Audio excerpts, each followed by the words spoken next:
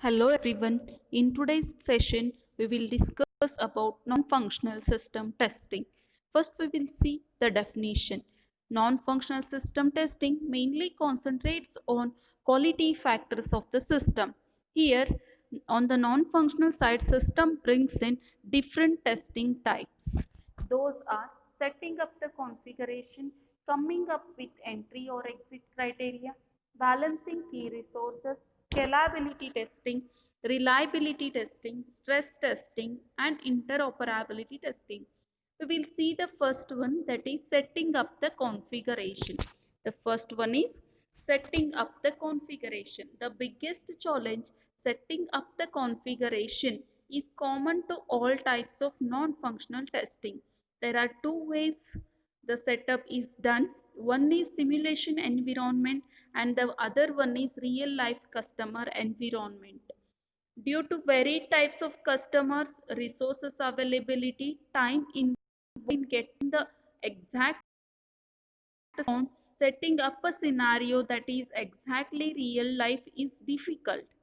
Therefore, simulated setup is useful for non-functional testing where actual configuration is difficult to get.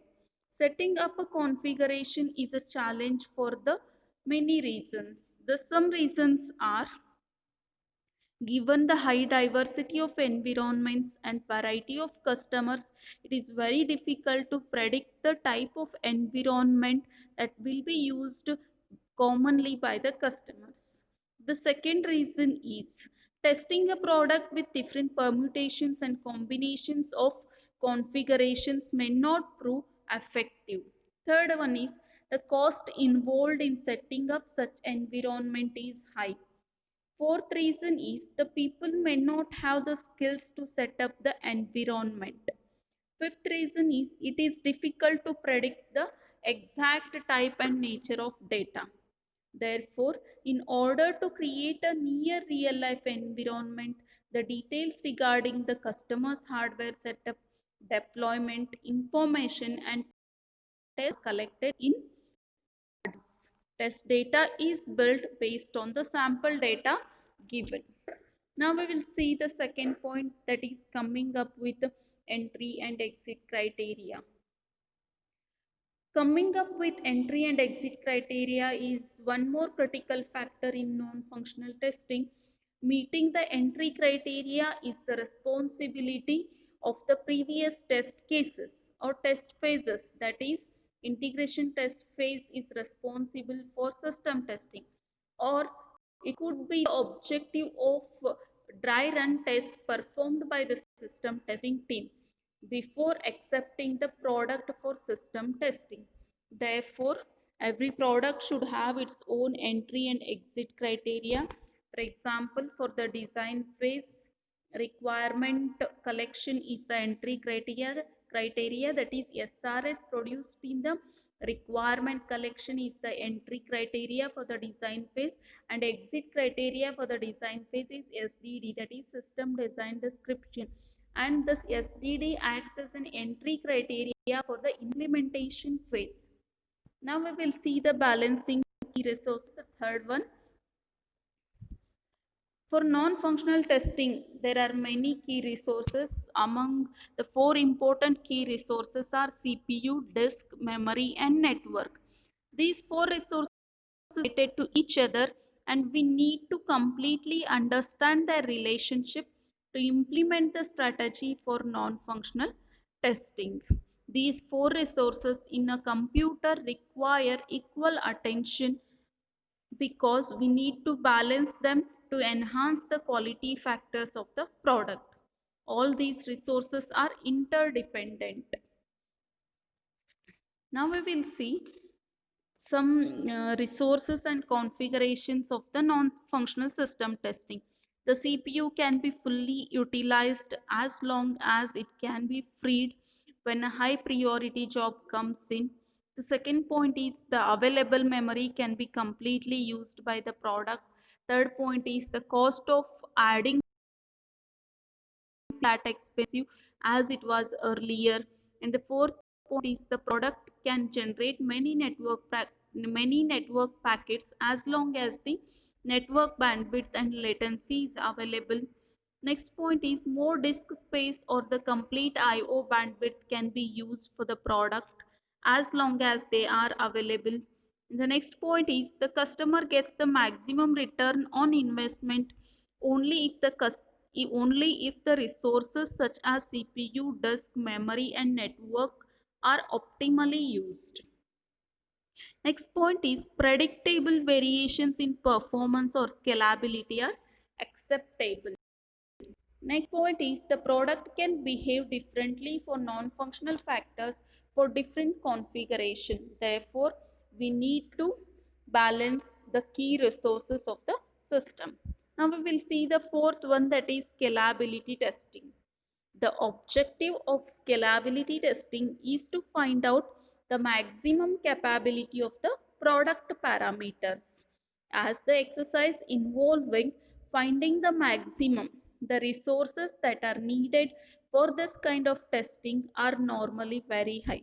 For example, one of the scalability test case could be finding out how many client machines can simultaneously log in into the server to perform some operations. In internet space, some of the services can get up to a million access to the server.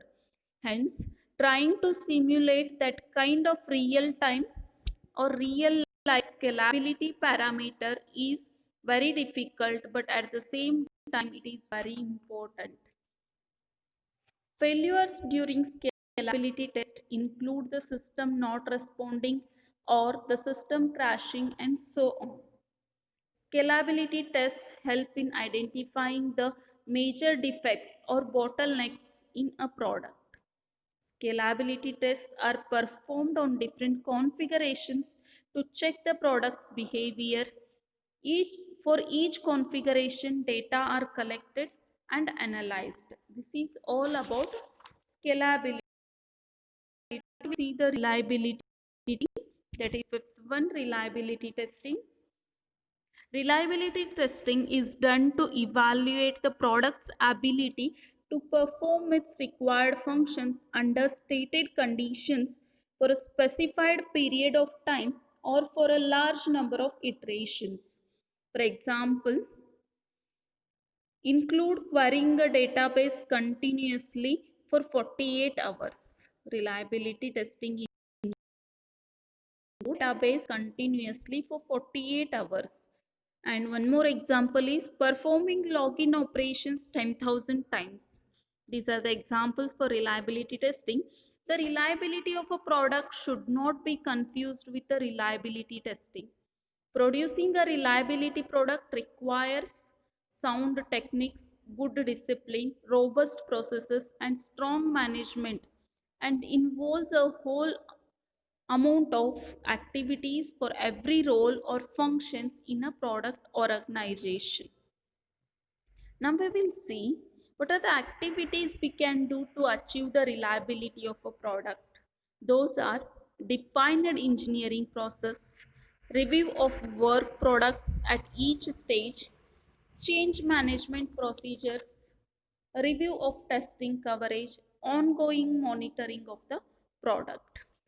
These are the activities we need to focus to achieve reliability of a product. Now, the next point is stress testing. Stress testing is done to evaluate a system beyond the limits of specified requirements or resources to ensure that system does not break. I will repeat, stress testing is done to evaluate a system beyond the limits of specified requirements or resources to ensure that system does not break. Stress testing is done to find out if product's behavior degrades under extreme conditions and when it is denied the necessary resources. The product is overloaded to simulate the resource crunch and to find out its behavior. Stress testing helps in understanding how the system can behave under extreme and realistic situations. For example, insufficient memory, inadequate hardware. Some resources upon system resources upon being exhausted may cause such situations. This helps to know the conditions under which these tests fail so that the maximum limits in terms of simultaneous users, search criteria, large number of transactions, and so on can be known.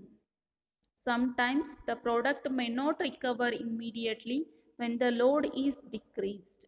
There are several reasons for this. Those are: some transactions may be in the wait queue, delaying in the recovery.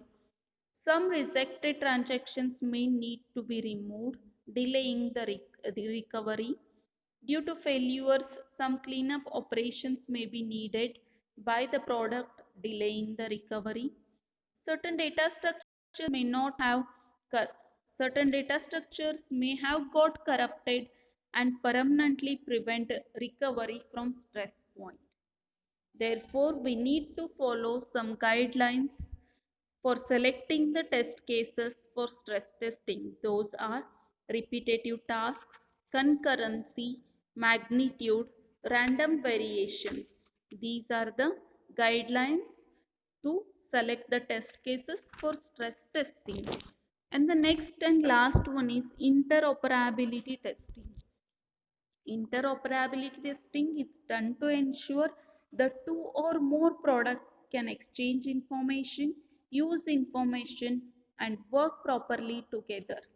Systems can be interoperable, unidirectional, or bidirectional. Unidirectional means the exchange of information can be done in only one way, and bidirectional means exchange of information can be done in both the ways. For example, the text available in a text editor can be exported into a MS Word application using the insert file option, but picture available in Microsoft Word cannot be exported into the text editor. This represents one-way interoperability.